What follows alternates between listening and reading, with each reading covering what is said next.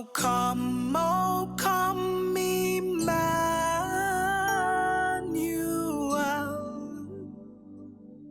and ransom captive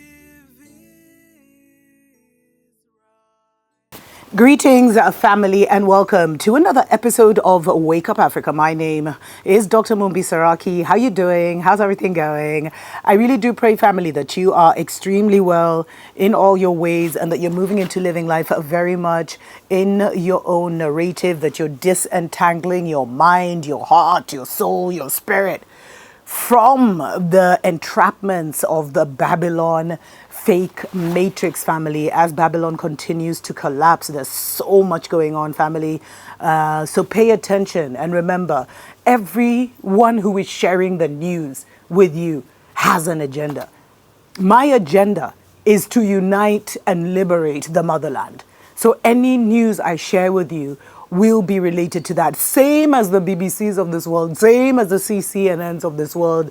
So whatever media you're using or, tapping into for information, family, make sure you know the intention behind them delivering certain news to you, because we are in the best of times as much as we are in the worst of times, and it all depends on your perspective. And a lot is happening.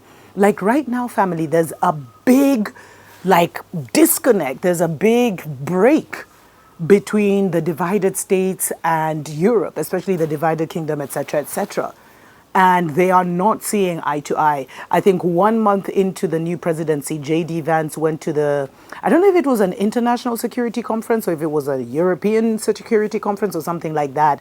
And instead of discussing security, he actually laid it down. He lectured the Europeans on how they were becoming, censoring people, censoring free speech, attacking people's rights to expression and all these things and pushing certain agendas. But he was basically saying that people must be free to speak. And that was his whole agenda, and that the divided states was not going to tolerate this crazy censorship and shadow banning and targeting of people who were speaking their truth. And it ended up being extremely interesting, family. And I keep telling you, there's a secret society war going on between what looks like now actually the divided states and the divided kingdom.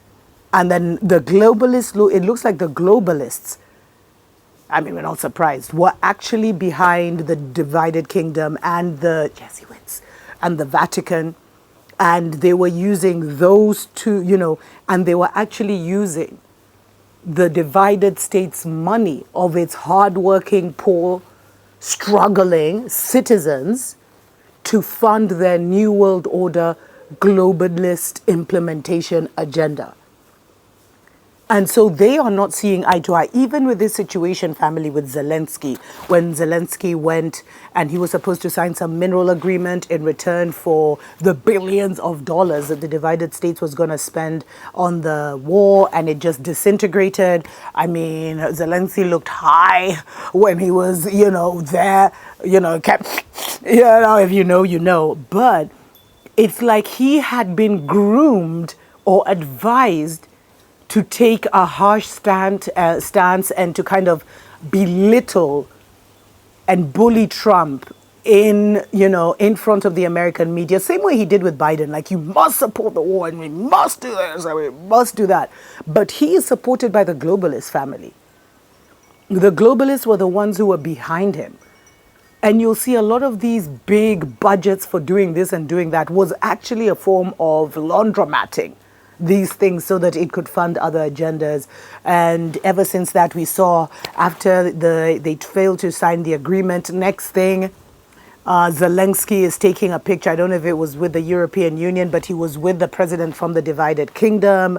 And, Europe right now is going through a recession, and their people cannot stomach funding, massive budgets for a war, when people are literally struggling with their own issues, very personal and close to home. But it was revealed that a lot of the USAID money, family, could allegedly have been going to the divided kingdom and the Vatican. And they were just getting like direct deposits. It's like the divided states was still a colony of the divided kingdom or something like that. But there's a lot of tension between Europe and the divided states. They're no longer together. People are even questioning if NATO will survive or not. And we just have to pay attention because there is a shifting in there's a global realignment happening, family.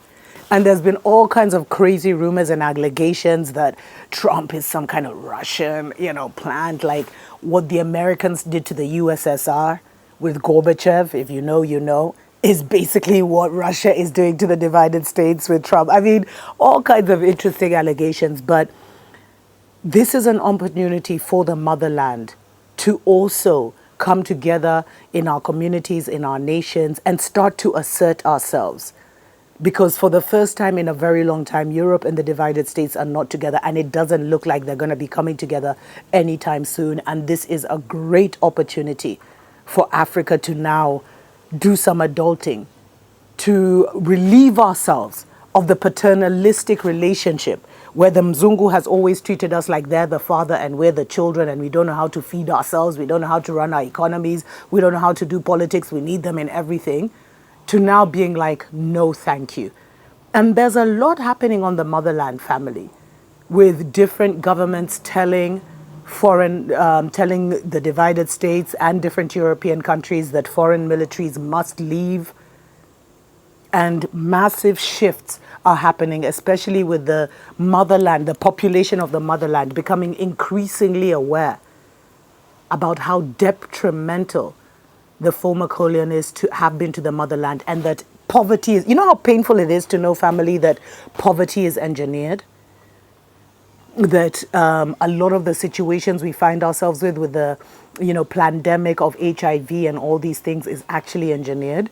We were actually made to be this way, and yet we're the richest continent in the world.